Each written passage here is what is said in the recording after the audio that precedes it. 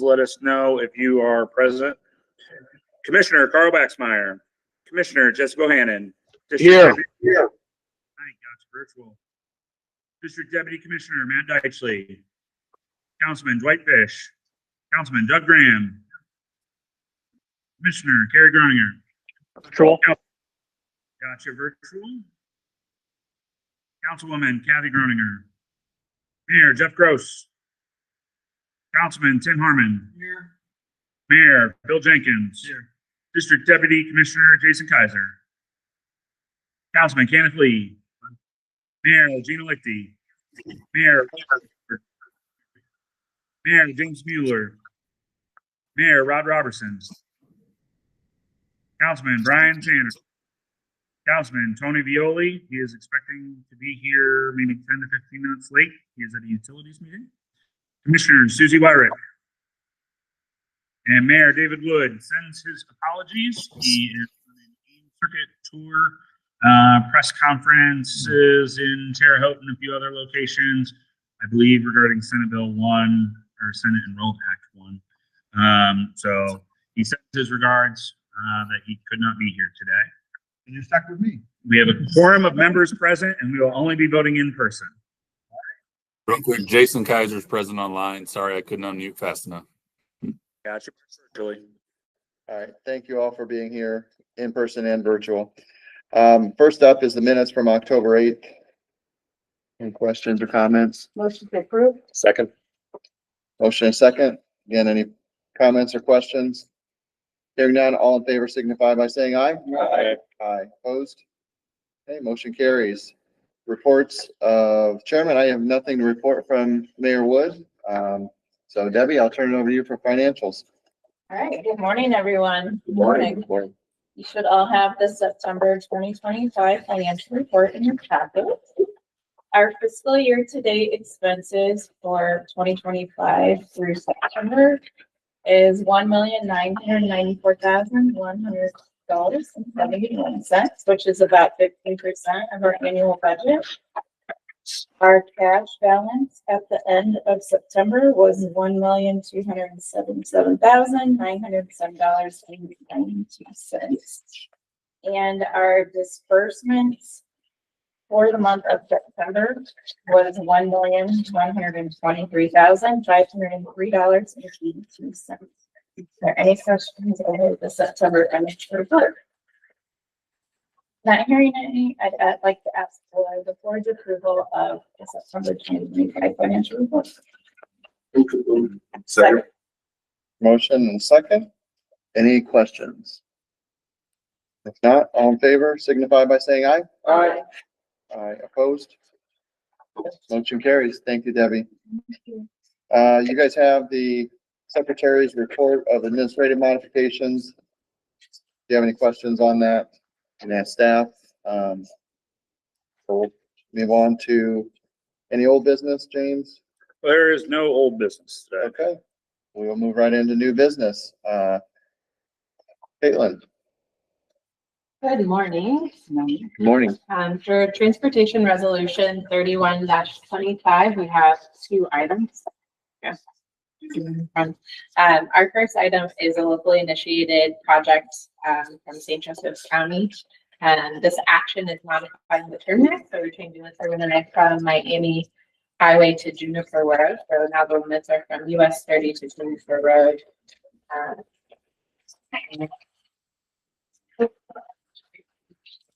Okay. The next item is for an NDOT initiated project. This action is adding in preliminary engineering. This project is well underway, but they needed to go back with some additional preliminary engineering, and so we're just adding that phase back into our transportation improvement program. It is for State Route 15 at County Road 146, an intersection improvement project with added turn lanes. If there are no questions, I would ask for your approval of transportation resolution 31-25. Motion to approve. Second. Motion and a second. Any further questions? If not, all in favor signify by saying aye. Aye. Aye. Opposed? Motion carries. Jeremiah. Good morning. I want to just, first start by just providing a little bit of context for Transit Resolution 32-25. It's an extremely long one, and that is because basically due to some changes in kind of administrations, it takes us a lot longer when we get transit funding to put that funding into the tip.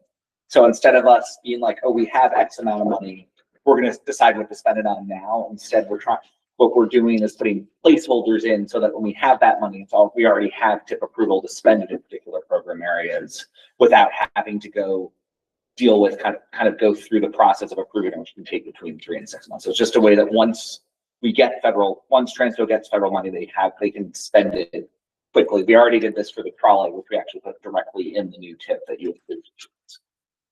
So James, you have anything? Yeah, just to add context. So what Jeremiah is mentioning is that the state just doesn't have the staff to really process these amendments in the same way that they have before, or they've changed processes, one or the other. So the state only processes transit resolutions every quarter. That means theoretically after the first quarter, they wait January, February, March, and then sometime in, let's say, April, they send it to Federal Transit Administration. Federal Transit Administration also doesn't have a lot of staff. And so they take at least 30 days to respond back to that approval process. So if you process an amendment in January, the best case is that by May, you should have an approval letter. The challenge with any of that is that when we work with FTA, they want all of our annual grants that we put together based on our apportionment to be submitted no later than June. So if there's any issue, any delay, and you don't get that letter back on time, or NDOT doesn't send it out on time, you very easily could be outside of the kind of respected window that FTA has to get everything done before October 1, because then on October 1, the federal system shuts down as they restart up typically for the new fiscal year. So the challenge here is that if we don't process these we used to do this many years ago. This is not an abnormal process. Essentially, we create placeholders of all of the things that we normally anticipate Transpo or the trolley is going to do in any given year.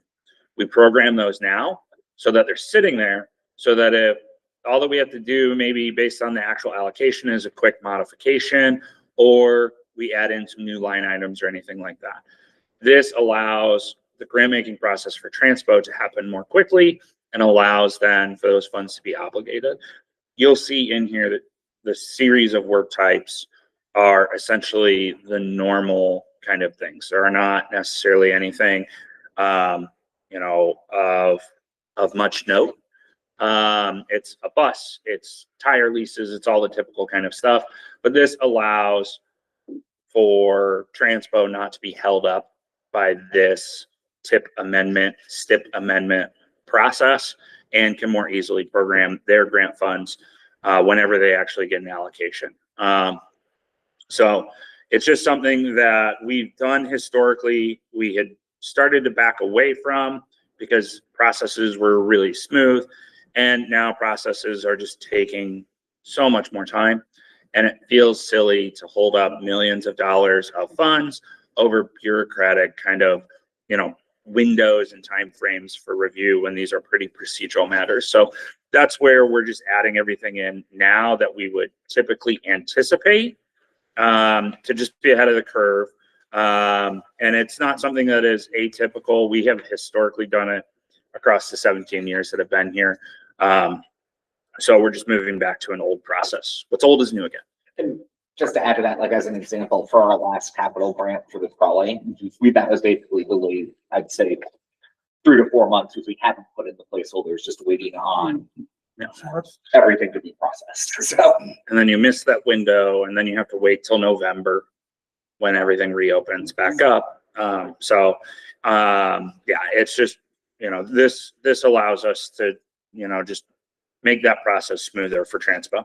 yep. So I guess Well, without further ado, I'll quickly go through A through K, and then we will continue. So Transit Resolution 32-25, item A is and item B are in fiscal year 2026 to buy fixed route vehicles and rehab/renovate facilities.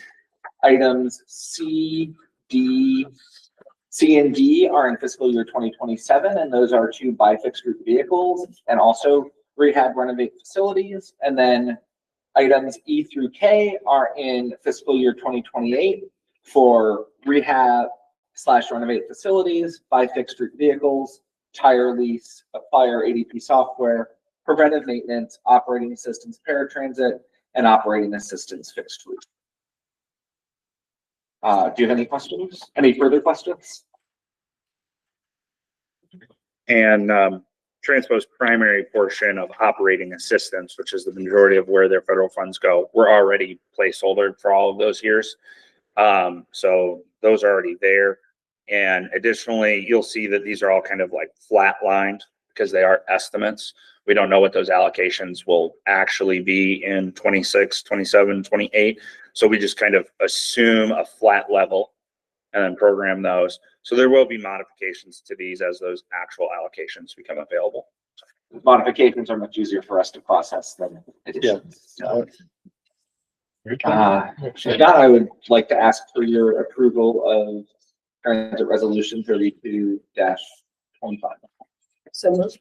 Second. Motion and a second. Okay, if there are no questions, all in favor signify by saying aye. Aye. Opposed? Okay, motion carries. All right, Thank you. thanks, Jeremiah. Staff updates. Dustin. Morning. Kind of a quick one here. It's due in a couple days, but Indiana Department of Health has a grant opportunity available for planning for trails, whether it be a master plan or honestly, the funding amount is $20,000. So for that kind of money, probably not a master plan for your entire city, but maybe looking at more detailed planning on a specific route or trail that you're wanting to look at. As far as the funding amounts, like I said, $20,000. Larger cities, so most of you all would actually be a 50-50 matching grant. But still, $20,000 is better than no dollars to do that. So a great opportunity. Again, pretty short time frame, but quite honestly, the application is fairly easy. You're limited to 3 pages, and there's 6 questions to answer within those pages. So it eats up pretty much all that space. And like I said, not very difficult questions to answer. If you're interested, give me a call. We'll be glad to help. We've already helped a couple already, and we'll be glad to plug you in and help out get you some money for your communities. Dustin, there's maybe not a requirement, but a suggestion for letters of recommendation from like a school district, chamber of commerce, things of that nature. Yes. Have you found that that's actually more of a necessity in order to receive the funds than a suggestion? Yeah, I'd say at least 3. You know, and the letters of recommendation need to be relevant. So MACOG has done, you know, a plan for the entire area, so we can certainly provide one of those 3. You know, then the other 2, hopefully you can get those lined up in a couple days. If not, again, we can probably help with that as well. Any other questions? All right, thanks, Dustin. Appreciate it. Caitlin. There's another funding opportunity that's currently open. It's NDOT's notice of funding availability for the rural federal aid projects. And so in our region, this covers any municipality or county that falls within outside of the urbanized area that we have in Stockton, Elkhart, and Goshen. The call funds a wide variety of transportation projects, be it sidewalks, trails, roads, intersections, And the applications are currently due December 5th. So, we reached out to a variety of our communities to see if they need assistance with any of those applications. But if you have projects that are close to being developed and would like to chat a little bit more, I'd be happy to do that. Can you tell me what the funding parameters, how much you could be eligible for, what the percentages are? So since this is federal funding, the typical split is 80-20. So 20% local. There are some cases in which, such as safety projects, you might be able to get like a 90-10 split, but traditionally 80-20 is the typical split for those projects. And then when it comes to like maximum or minimum, there's not a published minimum maximum, but I would say that in my opinion, the max that I typically see is maybe 4 million. And then minimum just depends on the size of the project. The state gets, let's call it 150 to 200 million a year in this program to go across all 92 counties. So it does spread pretty thin. When you're thinking of our region, that's any project in Elkhart County or in Kosciuszko County, in Marshall County, as well as any of those municipalities. And then in St. Joe County, it's everything that isn't urban. So outside of South Bend, Granger, Mishawaka, Osceola, that's all urban. The rest of that's all rural. And then in Elkhart, it's, Millersburg and Middlebury, Wakarusa, Napanee, and all of Elkhart County. So it's a lot of municipalities. So typical, I would say, is maybe like a $2 million award, but I have seen $4 million awards. I know we have a few folks from Yeah, we had one, for Woodview Drive was a mile long, but the process takes 3 to 4 years I was gonna to say, complete. Yeah. So it's gotta be, be patient a little bit, but 80% federal match does make a difference on projects. But I think the biggest challenge for us in smaller communities was finding the 20% match. So Adam, I know Adam's in the back with NDOT LaPorte and Jason's online from NDOT Fort Wayne. Any additional comments on the roll call that would be relevant? Yeah, I'm not super, I basically know what you guys just said. I'm not being official on that. Yeah, try to find some more information though. And Tim, one other thing that, once you have the letter of intent, notice of funding, they have a process where you go down. We went down to Fort Wayne to present the project. So you're competing against other regions for those funding. So it is competitive. Yeah, the process kind of plays out like you submit your application, then the districts do an initial review. There's a presentation. It depends on the district, but there's usually presentations at the district level. And the district adds its feedback into the application. They're reviewed by the central office staff, and then awards are made. Probably awards would be Spring of 2026 is when right. awards are made. And they anticipate starting preliminary engineering sometime before September. Yeah. So you start your PE in 26 calendar year, and most projects, if they have a complex environmental or just a decent sized environmental and then need to purchase properties, you are looking at, based on the process, typically 4 years. So you're looking typically at a project that's going to be constructed by 2030 in this case. Now, NDOT has not necessarily published a year. Historically, they've published like, this is for this fiscal year. I think they will consider projects that can get done sooner than that, but that would be because your project does not involve, purchasing right of way, or that it's a really easy environmental.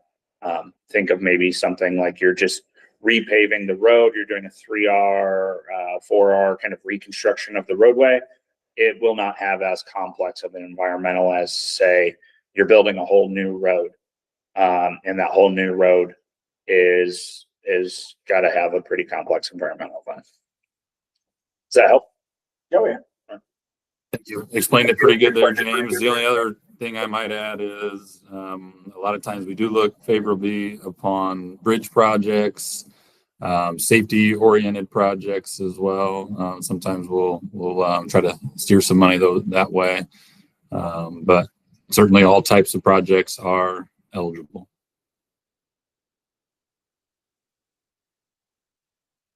All right. Any other questions?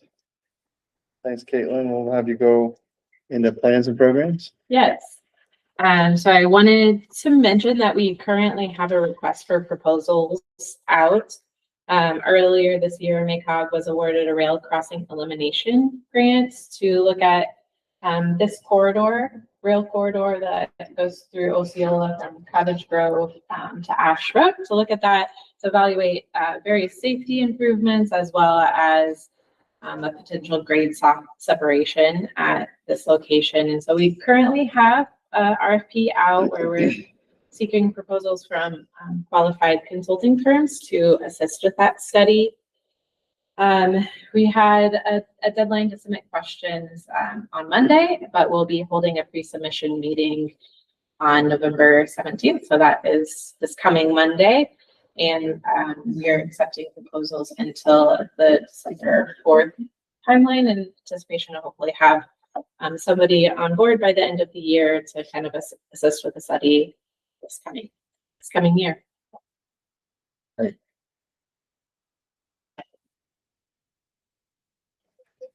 And then another item I wanted to make you aware of that was currently happening is NDOT is updating their long-range transportation plan.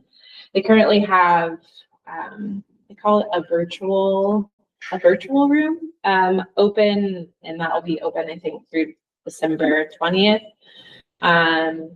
to share goals and collect people's insights on various priorities. NDOT's long-range plan isn't necessarily project-specific, but it is policy-based. And so a good chance to kind of provide input that way. They do have another survey kind of related to this where you can identify particular projects or areas of need, whether it's development. And so always good to provide kind of your local community's kind of priorities during this stage of development so that it can be carried forward over the next 20 years. So I wanted to make sure this QR code takes you to the virtual room if you're interested in checking it out. Okay. Olivia.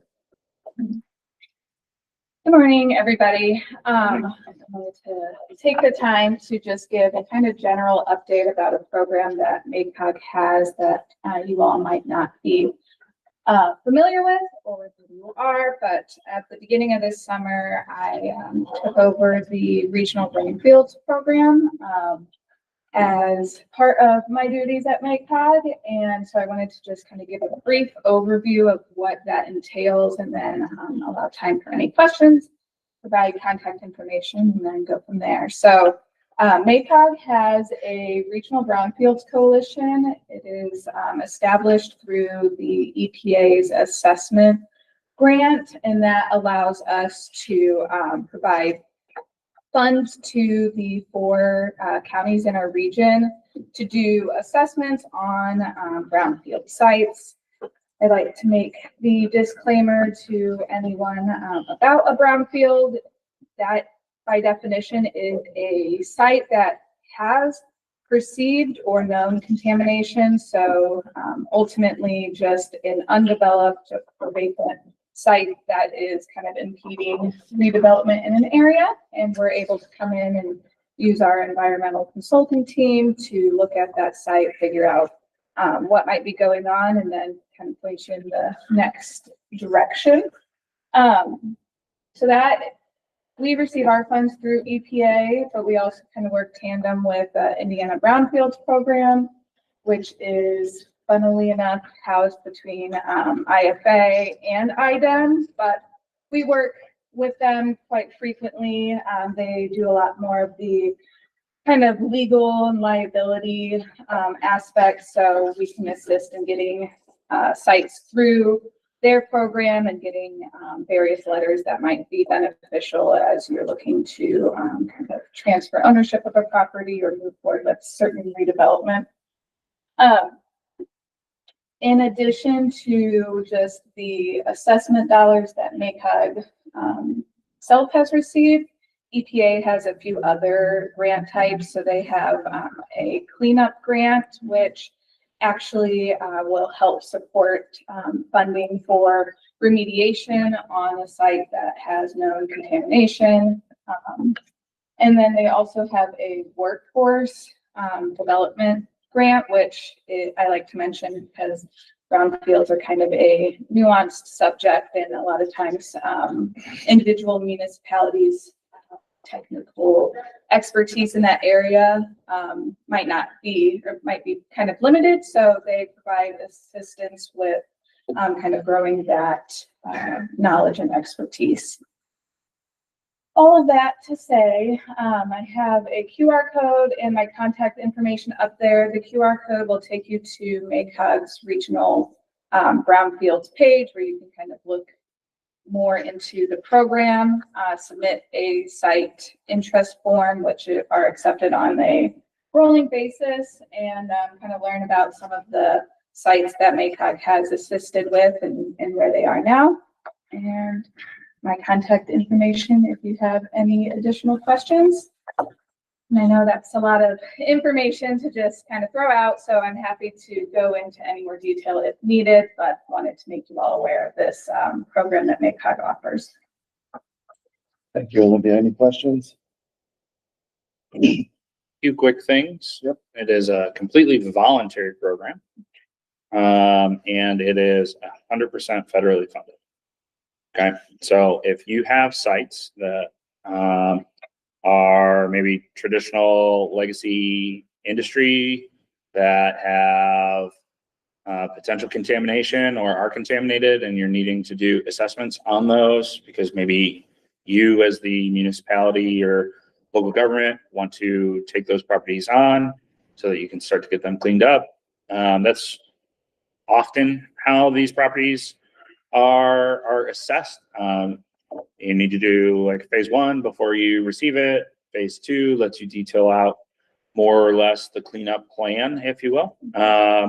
So that kind of funding is available. There is a whole series of eligibilities of what kind of sites we can and can't work with, but it could be, like I said, the kind of industrial legacy buildings, but it also could be a corner gas station, could be a historic laundromat, anything that maybe has previously used kind of different chemicals or other stuff and may not have disposed of them correctly. It also, on some occurrences, can be buildings that have asbestos. So it just depends. We know all of the different rules and regulations around that and can help walk you through it and let you know if your project could potentially receive some of that kind of funding. We've got experts on staff, and Olivia can guide you through that process. And I know this is not cleanup money, right? This is assessment money. But the assessment money also can unlock cleanup money, and we're aware of how to navigate many of those, whether it's IDEM's POSI program or EPA's cleanup funds or other avenues. So we have been able to successfully navigate some of that, but just feel free to reach out to Olivia if you have properties that are top of mind. As we're always kind of building that inventory. This is our 3rd assessment grant. So we have had 2 of these before. Typically those funds last not as long as we would like them to. It's a good problem because a lot of these projects are moving forward, and there's positive redevelopment of properties that have been eyesores and problems for a while. But it just means that these are somewhat competitive in the region to be able to access and be able to move those through as they are just it's very limited funds that we have. We're in year one right now. Yeah. And what percentage of funding do you think we've already spent down? And this is starting at the beginning of this calendar year, and we are, I would say, just over 20, almost 25%. So it's we've had a couple known like larger sites that we've been working with, but like James has said, it is quick moving. So yeah. And one more point to James's point about this being completely voluntary, and the municipality does not need to have ownership, doesn't necessarily need to be planning to take ownership. So if there is a property and a property owner that could also just benefit from having some assessment done, to have them start in a direction towards redevelopment, that's completely fine as well. Yeah, and to sum it up, it's a nuanced path to go down, but we are happy to either assist if we can, or point you in the right direction of somebody that can. So. And we already have the environmental consultants under contract and all of that kind of thing. So when it comes to getting these done, it can happen fairly quickly, at least on the phase ones. Yeah. Phase twos are always more complex. Yeah, as you navigate through them. So thank you all, and I'll be around after if there's any questions. Thank you. Thank you. James. Yeah. I am the lucky recipient of letting you know about this. Just making you aware of something that's happening with other federal resources kind of in the region. We have what is essentially workforce regions or workforce board. Historically, we have been what's called Region 2, which has been St. Joe, Elkhart, Marshall, Kosciuszko, and Fulton. This is then managed by the Northern Indiana Workforce Board. It's a 501c3. Many of the elected officials are involved in that capacity. That's on the left is the existing workforce development regional map. On the right, there is right now a proposal from the state of Indiana on essentially streamlining, going from 12 workforce development boards to 8 workforce development boards. They hope that that streamlining will create more efficiencies and have like an Ivy Tech in every of the workforce regions, and align with the ready regions, etc. But I want to make you aware of that change, because as you see in Region 2, which would be the Northern Indiana Workforce Board area, that would move Kosciuszko into the northeast, and then add in Cass, Miami, Howard, Tipton, etc. So you can see that kind of shift there. There's a comment period that's open until November 24th. Tom Cavanaugh, our local director of the Workforce Development Board, is having a Region 2 virtual town hall on November 21st at 11. So you can listen in on that of just, what the proposed changes look like, what it means to our region, and essentially the delivery of service of trying to, skill up our workforce.